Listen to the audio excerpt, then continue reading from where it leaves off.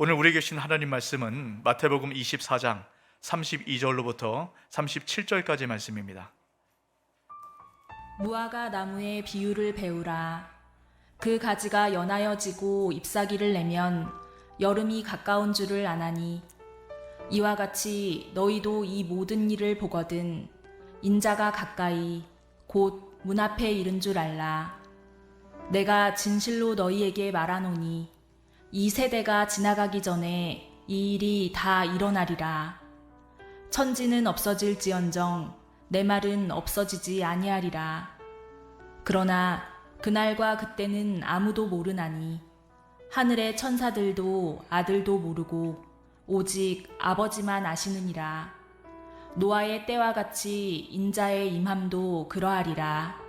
아멘. 아멘. 우리 앞지자로 인사할까요? 잘 오셨습니다. 사랑하고 축복합니다. 네, 우리가 봄이 되고 나니까 인사할 때도 아주 상큼하게 그렇게 인사가 되는 것 같네요. 제가 이제 사진을 한 3장 보여드릴 텐데요. 이미 사진을 보면서 어떤 느낌이 드는가 한번 좀 보시기 바랍니다. 한번 보여주세요. 자, 맨 왼쪽 위에 있는 것, 새싹이죠? 네, 오른쪽 아주 아름다운 교회예요. 저 어떤 교회입니까, 저희가? 네, 예, 위에 두 사진은 제가 찍었어요. 네, 이 정도면 좀 서운한데요. 사진을 잘 찍으려는데 이게 사진 잘 안 되더라고요. 맨 밑에 있는 거는 제가 찍고 싶었으나 실력이 안 돼서 다른 걸 좀 가져왔습니다. 자, 여러분 3개의 사진을 보면서 어떤 느낌 드세요? 봄이 왔구나 이런 생각 드시죠? 막 기분이 좋아집니다. 여러분 봄이 오면 왜 기분이 좋아지고 여러분 행복하게 될까요? 여러분 봄을 통해서 우리가 느껴지는 게 있기 때문입니다. 단순히 꽃이 피고 새싹이 나고 이것뿐만 아니라 이렇게 봄이 오는 것처럼 겨울에 정말 모든 것이 말라버린 이 나무에 새싹이 돋는 것처럼 우리 인생의 겨울이 지나가고 주님께서 우리 인생을 새롭게 하시겠다, 이런 은혜가 우리가 기대되기 때문에 이 봄이 오면 우리가 더 기쁘고 즐거운 것이 아닌가, 이런 그런 생각이 들어요. 여러분 이런 모든 자연 만물 가운데 하나님께서 담아주신 그런 은혜가 있기 때문입니다. 자, 로마서 1장 20절에 보면 이렇게 말씀을 합니다. 창세로부터 그의 보이지 아니하는 것들 곧 그의 영원하신 능력과 신성이 그가 만드신 만물에 분명히 보여 알려졌나니 그러므로 그들이 핑계하지 못할지니라. 자, 이 말씀에 보면 하나님 만드신 모든 자연 현상, 이 만물들, 여러분 이 안에 하나님께서 어떤 분이시고 또 이 세상을 어떻게 다스려가고 계시고 또 앞으로 어떤 일을 행하실 것인가, 여러분 이것을 알 수 있도록, 근데 여러분 잘 들으세요, 희미하게 알 수 있도록 담아주셨다는 겁니다. 이것을 우리는 일반 계시라고 얘기를 해요.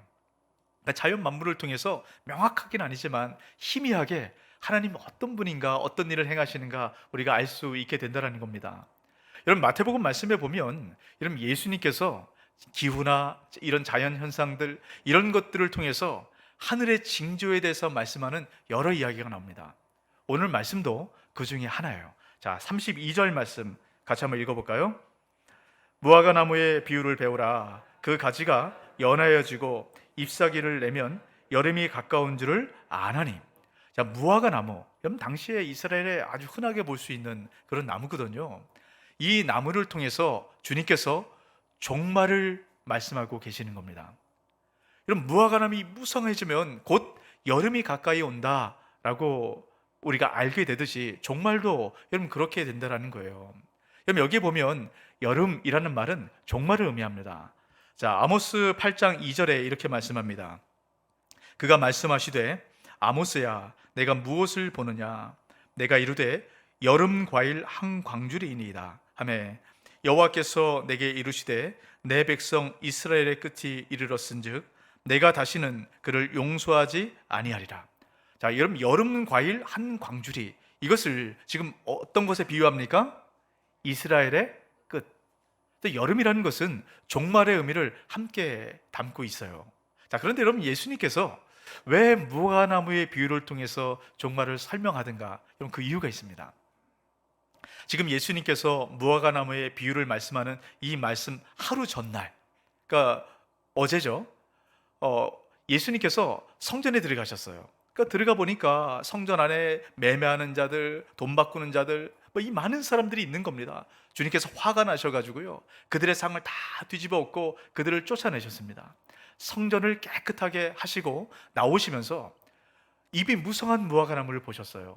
근데 그 무화과 나무에 열매가 없는 겁니다. 그때 주님께서 그 나무를 저주하셔요. 그리고 나무가 말라버렸습니다.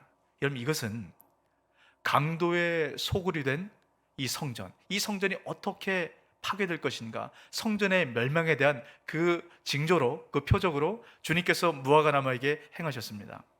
바로 어제 일이잖아요. 제자들은 그걸 명확하게 알고 있습니다. 그러니까 무화과 나무의 비유를 말씀하실 때 제자들은 바로 그걸 떠올리는 겁니다. 그래서 성전의 파괴와 이 세상의 종말을 함께 연결시켜서 주님께서 지금 말씀하고 계신다라는 것을 여러분 염두에 두시고 오늘 말씀을 보셔야 됩니다. 여러분, 오늘 말씀은 너무 중요해요. 제가 매번 말씀 전할 때마다 너무 중요하다 이러니까 여러분이 뭐 별로 그렇게 심각하게 안 듣는데요, 오늘은 종말에 대한 얘기입니다. 종말. 여러분, 우리가 이 종말의 때를 지금 살아가고 있거든요. 이 종말에 대한 때에 종말이 어떤 것인가, 이 징조와 특징을 명확하게 구분하지 못하면 여러분 쉽게 우리가 미혹돼서 넘어갑니다. 여러분, 오늘 말씀을 여러분 주목해서 보시고 이 종말의 특징이 무엇인가, 여러분 이것을 잘 분별해 내셔야 됩니다. 오늘 주님께서 이 무화과 나무에 대한 이야기, 이 이야기를 하신 것은 앞에서 제자들의 어떤 질문에 대한 답으로 지금 말씀하고 계세요. 여러분, 예수님께서 무화과 나무의 이 사건을 통해서도 성전이 곧 무너질 것이다, 뭐 이렇게 말씀하셨을 뿐만 아니라 여러 번 말씀하는 겁니다. 이제 곧 성전이 황폐하게 될 것이다. 여러분, 제자들은, 유대인들은 이 말을 받아들이기 어려운 겁니다. 왜냐하면 하나님께서 계시는 이 성전이 무너진다, 이게 사실 말도 안 되는 이야기거든요. 아주 불편한 마음을 갖고 있었어요. 자, 그러다가 그럼 1절 말씀을 보시면 제자들이 이렇게 하죠.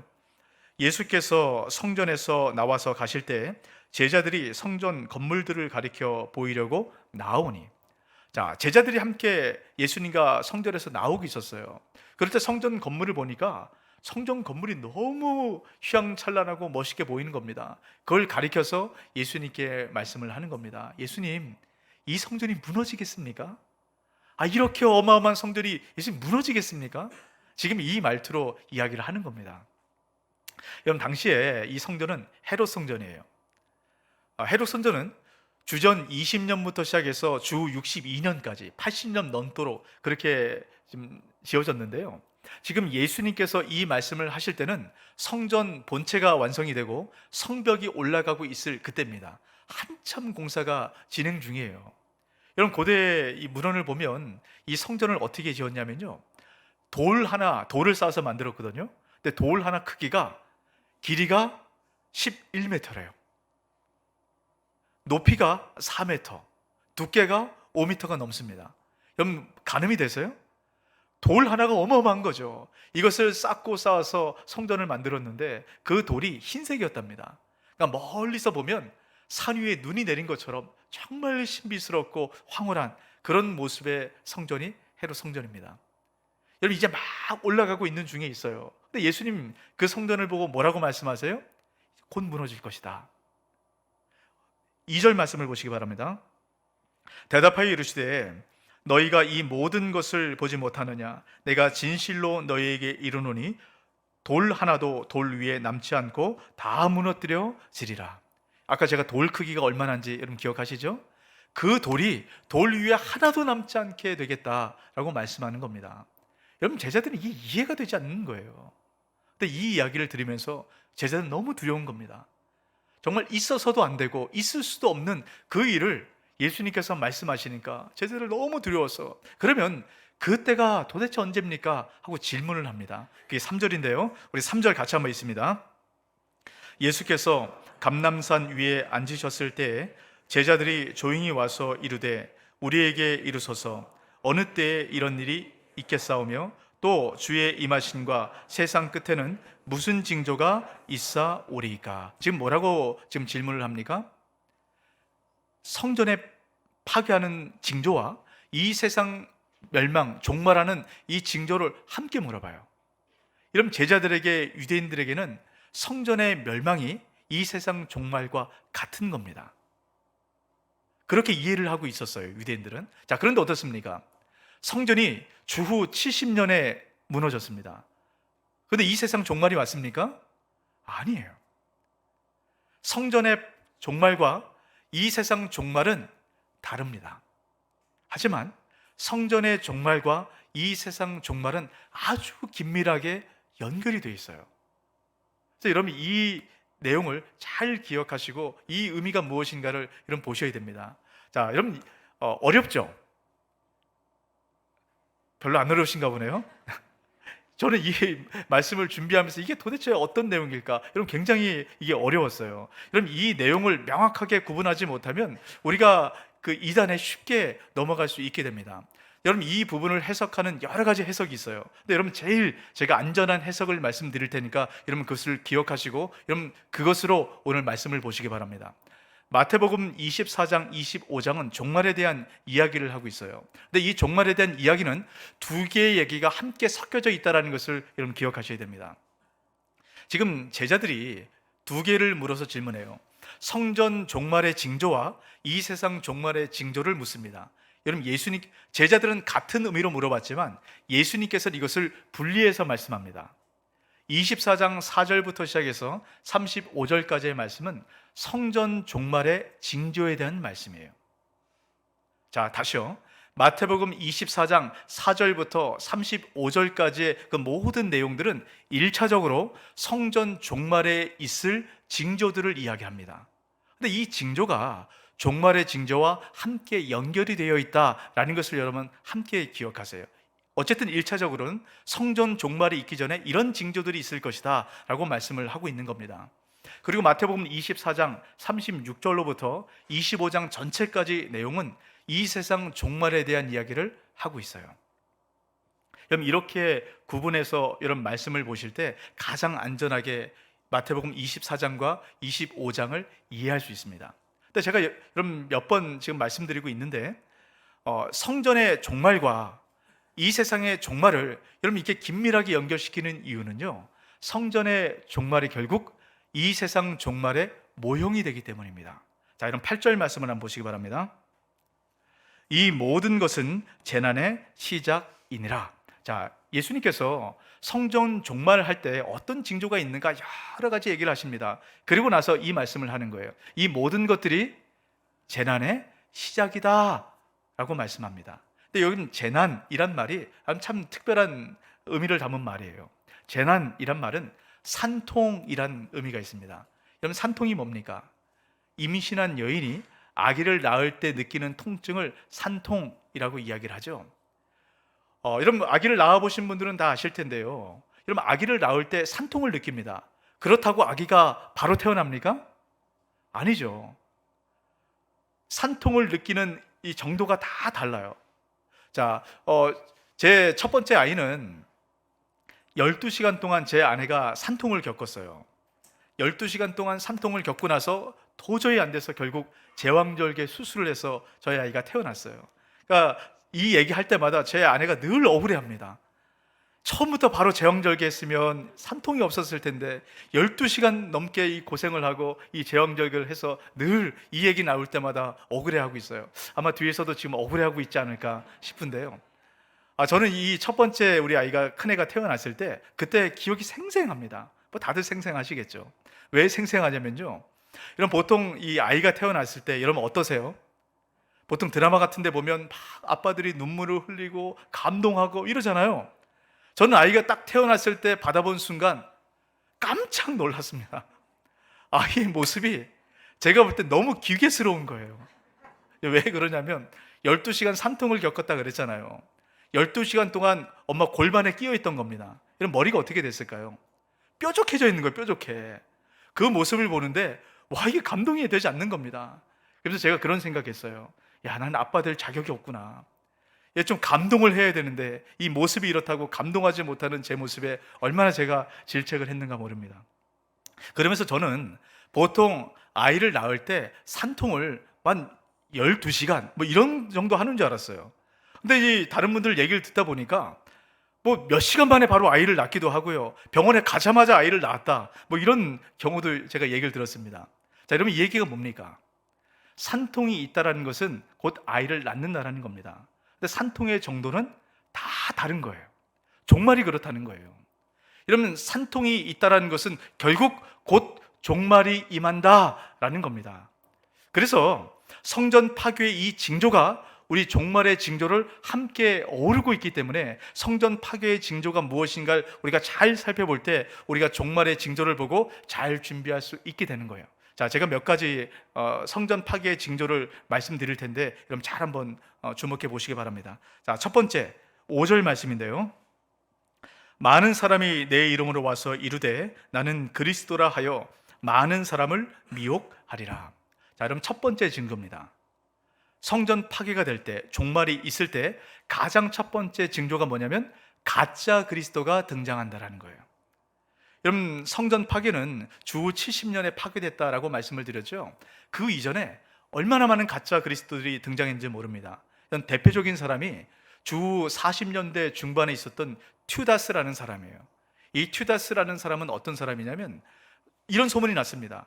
요단강을 가르는 기적을 행한다. 그리고 많은 기적을 행한다. 뭐 이런 얘기가 들리는 겁니다. 그러면서 이 튜다스가 내가 그리스도다 이렇게 얘기를 했어요. 그러니까 많은 사람들이 거기 미혹돼서 넘어가는 겁니다. 그때 당시에는 더 그럴 수밖에 없는 게 아주 기근이 심각했어요. 그러니까 사람들이 이 기근 때문에 너무 힘들고 어렵다 보니까 쉽게 미혹이 되는 겁니다. 야, 이제 그리스도가 왔으니까 이제 고난이 끝나겠구나. 근데 튜다스가 어떻게 인생이 끝나는지 아세요? 목이 잘리는 참수형으로 그 인생을 마감하게 됩니다. 여러분, 그 이후로도요 성전이 파괴되기 전까지 몇 번의 가짜 그리스도들이 등장을 했어요. 근데 그 징조대로 가짜 그리스도들이 등장한 이후에 예언대로 성전은 파괴됐습니다. 실현이 된 거예요. 자, 그런데 어떻습니까? 그 이후에 가짜 그리스도들이 계속 등장합니까? 등장하지 않습니까? 등장하고 있어요. 여러분, 지금도 가짜 그리스도들이 있습니다. 우리가 얼마 전에 이단 세미나를 했잖아요. 그때 한국에만 스스로 재림 예수다라고 말하는 사람이 이런 몇 명이 되는지 아십니까? 100명이 된대요. 100명. 전 세계가 아니고 한국만요.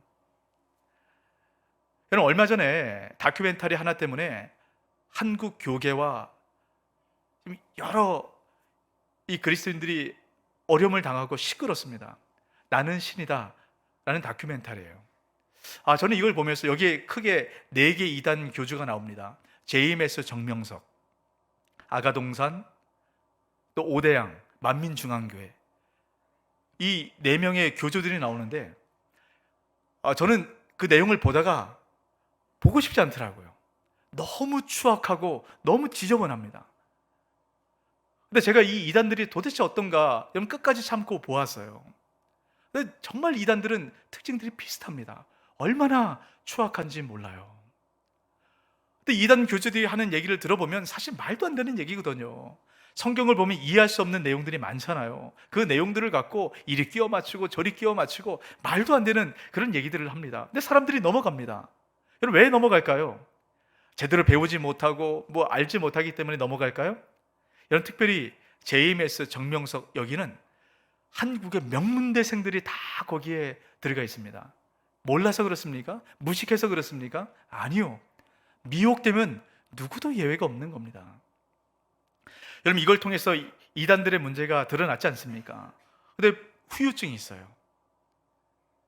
이단 교회나 이 정상적인 교회가 별로 구분이 되지 않는다라는 겁니다. 혹시나 정상적인 교회도 여기 이단 교회면 어떻게 하나? 그래서 교회 공포증이 지금 한국 사회를 뒤덮고 있다. 이런 신문 기사를 제가 본 적이 있습니다. 참 마음이 아파요. 여러분, 어떻습니까? 지금도 종말의 징조들이 계속적으로 나타나고 있다는 것을 여러분 주목해서 보셔야 됩니다. 그리고 또 다른 종말의 징조들이 있죠. 자, 7절입니다. 민족이 민족을, 나라가 나라를 대적하여 일어나겠고 곳곳에 기근과 지진이 있으리니. 자, 여러분, 종말의 징조가 또 뭐라고 얘기합니까? 전쟁이 있고요, 기근이 있고 지진이 있대요. 여러분, 예수님 이 예언을 하시고 성전이 파괴되는 70년 이전에 많은 전쟁이 있었습니다. 로마와 파르티아의 전쟁이 있었고요. 또 헤롯과 나바테아 왕가의 전쟁이 있었어요. 그 유다와 로마의 전쟁, 이것 때문에 결국은 성전이 파괴되지 않습니까? 그러니까 예수님께서 예언하신 대로 성전 파괴 이전에 많은 전쟁이 있었습니다. 그리고 나서 예언대로 성전은 무너졌어요. 이 징조대로 그렇게 되었습니다. 자, 그런데 그러면 성전이 무너진 이후에 더 이상 전쟁이 없습니까? 1차 세계대전, 2차 세계대전, 좀 계속적으로 전쟁이 있죠.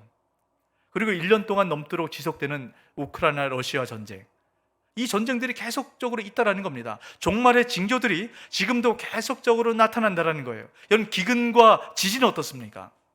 그때도 분명한 징조들이 있었어요. 근데 지금도 그런 분명한 징조들이 계속적으로 있습니다. 이 징조를 통해서 말씀하는 게 뭘까요? 여러분, 이걸 발견해 내셔야 됩니다. 여러분, 예수님께서 지금도 흔히 볼 수 있는 그런 징조를 왜 종말의 징조라고 말씀하려고 계실까? 여러분, 여기에는 크게 두 가지 이유가 있어요.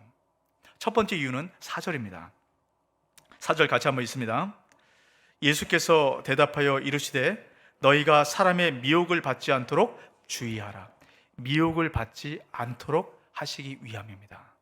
다시 말하면 이 종말에 빠져 살아가지 않도록 주님께서 이 징조를 주셨다라는 거예요. 여러분, 종말의 징조가 드러날 때마다 여러분 계속 드러나는 게 뭡니까? 시한부 종말론 아니에요. 여러분, 1992년 다미선교회, 여러분 이 사건 너무 우리가 잘 아는 얘기 아닙니까? 또 1999년 종말이 온다, 얼마나 떠들썩했어요. 또 2012년 이 마야 문명, 여기에 기록된 내용을 갖고 와가지고 이제 종말할 거다, 얼마나 많이 떠들었습니까? 또 얼마 전에 이 코로나19 이 상황을 보면서 시한부 종말론이 얼마나 대두가 됐는지 모릅니다. 많은 사람들이 거기 빠졌어요. 이건 분명한 마지막 종말의 징조다. 이런 많은 사람들이 이단 교주, 재림 예수라는 사람을 따라가는 이유가 뭔지 아십니까? 왜 시한부 종말론에 사람들이 빠져 살아가는 그 이유가 뭔지 아세요? 두렵기 때문이에요. 이 사람이 진짜 예수인데 내가 이 사람 안 따라가면 내가 구원받지 못하면 어떡하나, 내가 버림받으면 어떡하나, 이런 두려움 때문에 이단에 따라가고 시한부 종말론에 빠지는 겁니다. 여러분, 주님께서 이 세상의 종말의 징조를 통해서 우리에게 중요한 얘기를 하십니다. 자, 여러분 22절 말씀인데요, 그 날들을 감하지 아니하면 모든 육체가 구원을 얻지 못할 것이나 그러나 택하신 자들을 위하여 그 날들을 감하시리라. 그럼 이 종말의 징조는 전쟁과 기근과 많은 어려움입니다. 그런데 이 날들을 감하신대요. 누구 때문에요? 택하신 자들을 위해서. 자, 여러분 31절 같이 한번 있습니다.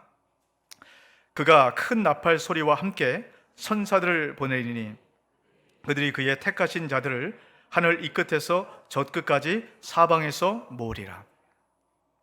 여러분, 주님께서 이 종말의 때에 어떻게 한다고요? 모은대요. 누구를요?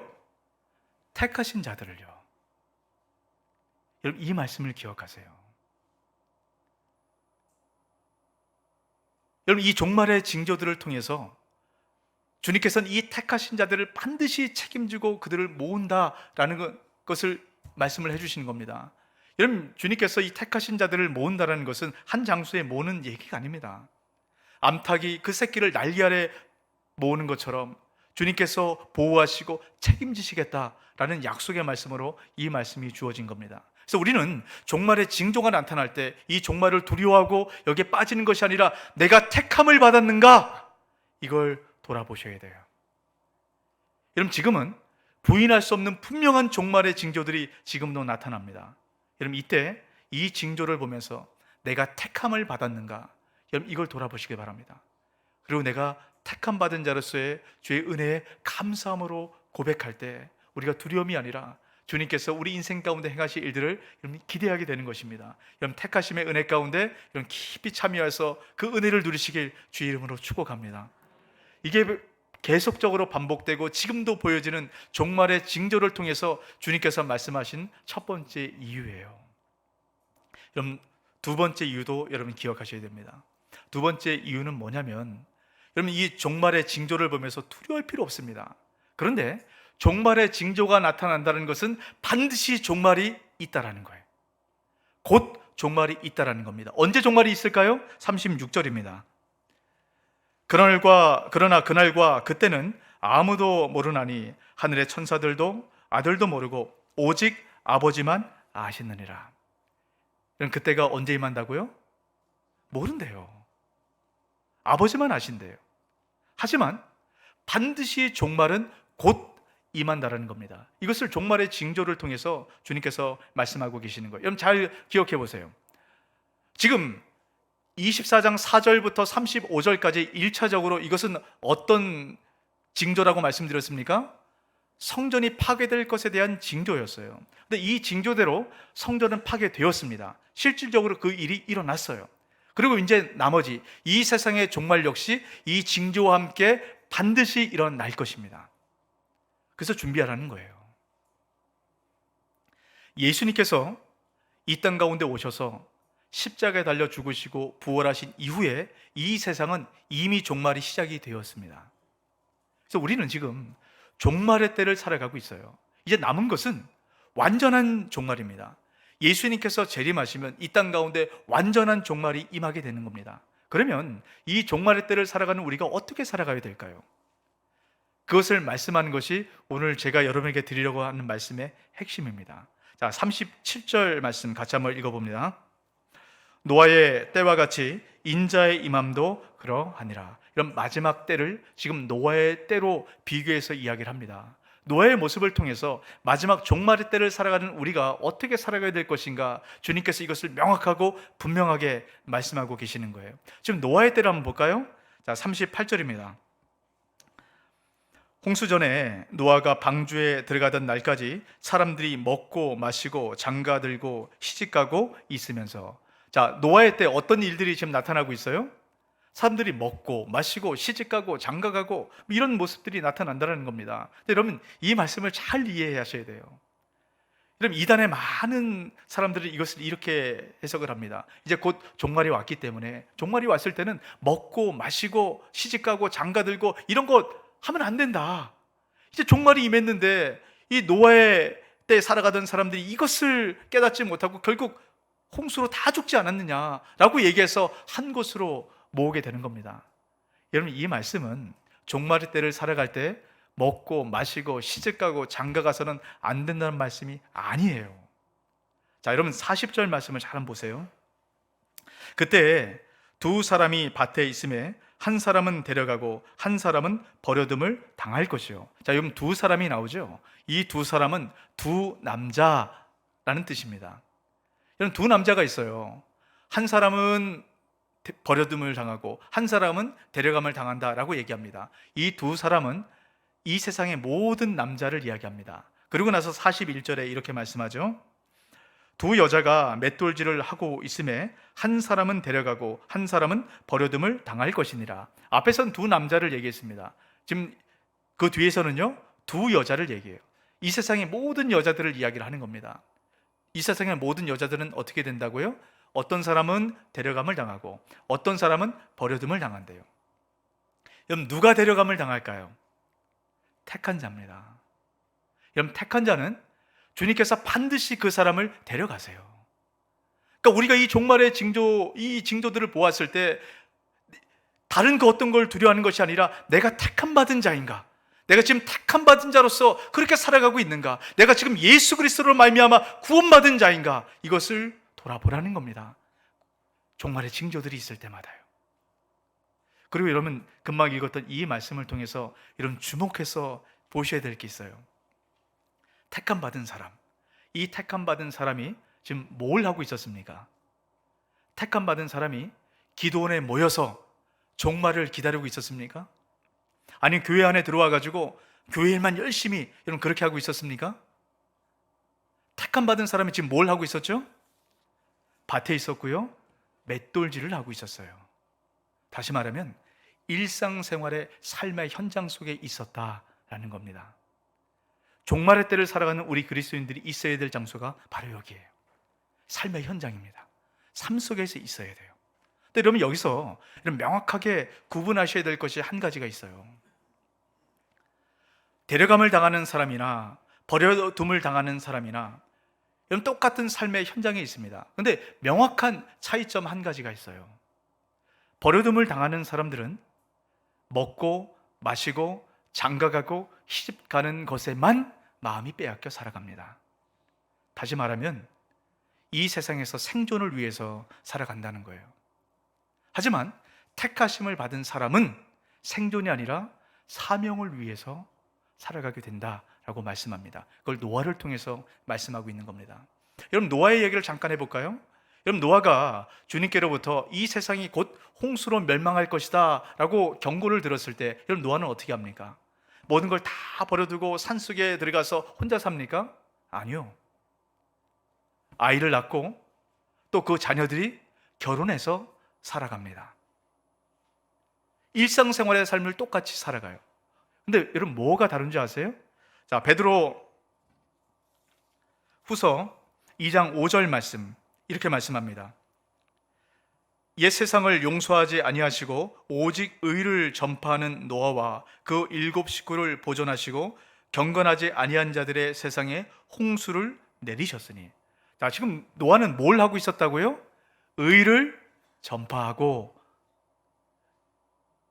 이 악한 세상에 나가서 하나님께서 이 세상을 심판하실 것이다, 너희 돌이켜라, 회개하라 라고 말씀을 전하고 있었던 겁니다. 그럼 만약에 하나님께서 노아에게 홍수가 아니라 다른 일을 하라 라고 말씀하셨어도 그 다른 일을 하면서 의를 전파하는 그런 일을 했을 겁니다. 이게 바로 마지막 때를 살아가는 우리 그리스도인들의 사명이에요. 사도행전 1장 6절에서 8절입니다. 그들이 모였을 때 그들은 제자들입니다. 예수께 여쭈어 이르되 주께서 이스라엘 나라를 회복하심이 이때니이까 하니 이르시되 때와 시기는, 이 때와 시기는 종말의 때를 이야기합니다. 때와 시기는 아버지께서 자기의 권한에 두셨으니 너희가 알 바 아니요 오직 성령이 너희에게 임하시면 너희가 권능을 받고 예루살렘과 온 유대와 사마리아와 땅끝까지 이르러 내 증인이 되리라 하시니라. 마지막 때가 언제입니까? 하고 주님께 물어요. 주님께서 뭐라고 말씀합니까? 오늘 우리가 읽었던 말씀과 똑같이 그 때와 시기는 모른다, 너희를 알 필요 없다, 하지만 너희들은 이렇게 살아가야 돼 라고 말씀하셨어요. 이렇게가 뭐죠? 증인의 삶입니다. 증인의 삶을 살아가라는 거예요.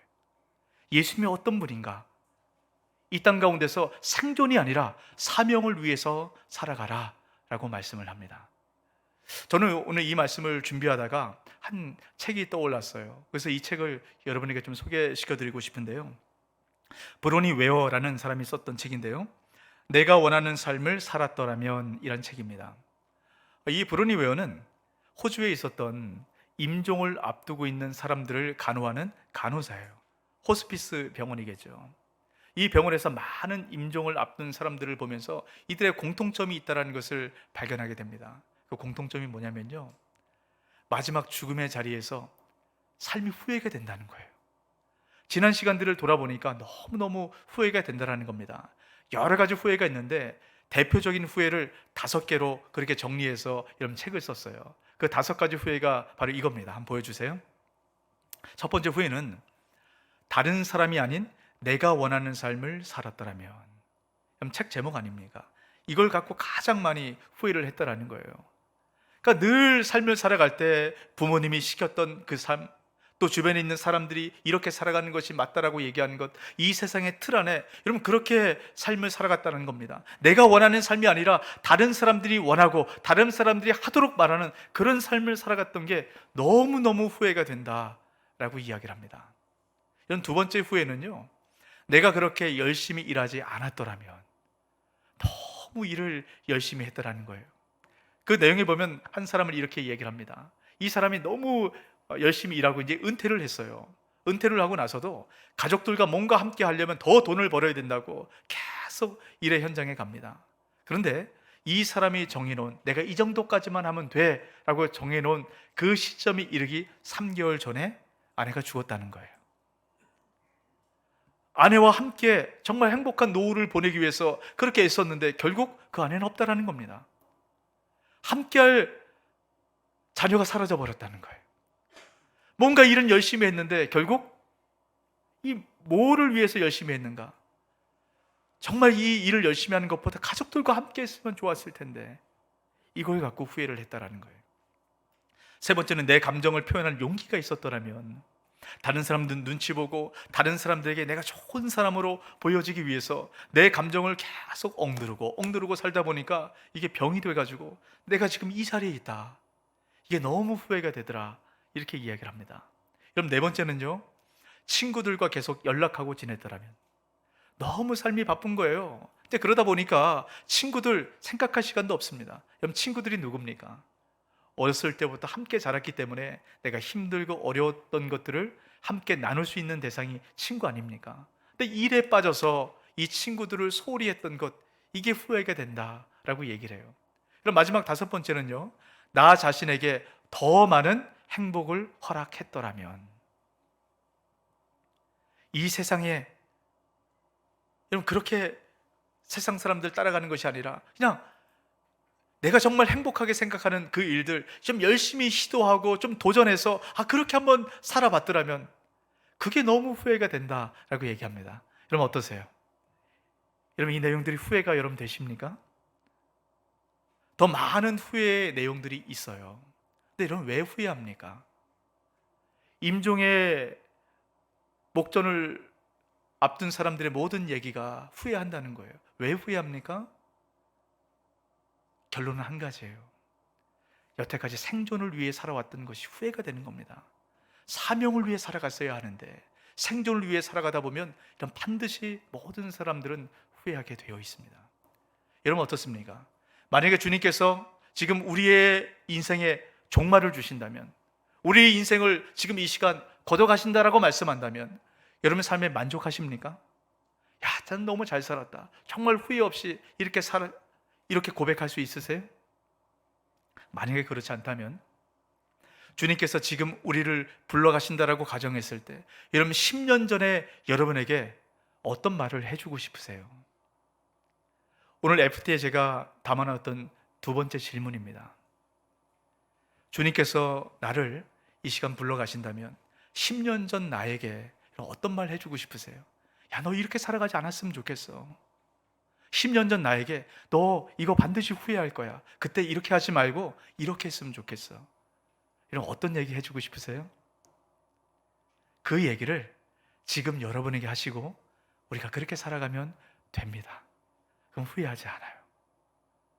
여러분 생존이 아니라 사명 따라 살아갈 때 여러분 우리가 후회하지 않는 그런 인생을 살아가게 됩니다. 여러분 근데 어떻습니까? 제가 지금 5가지, 죽기 전에 우리가 후회할 5가지를 제가 말씀드렸어요. 여러분 이제 이 내용을 다 알고 계세요. 그럼 여러분 죽기 전에 이 내용 갖고 여러분 후회하지 않으셔야 되죠. 그래야 되는 거 아니에요? 이제 알았으니까. 근데 어떨까요? 많은 경우에 이 내용 갖고 다시 후회하게 될 겁니다. 왜 그럴까요? 어떤 분은 그럴 겁니다. 목사님, 내가 지금 당장 눈앞에 이렇게 힘들고 어려운 일이 있는데 무슨 사명입니까? 먹고 사는 것도 힘든데 무슨 사명입니까? 우리 눈앞에 늘 그런 일이 있어요. 근데 이거 따라가면 반드시 후회합니다.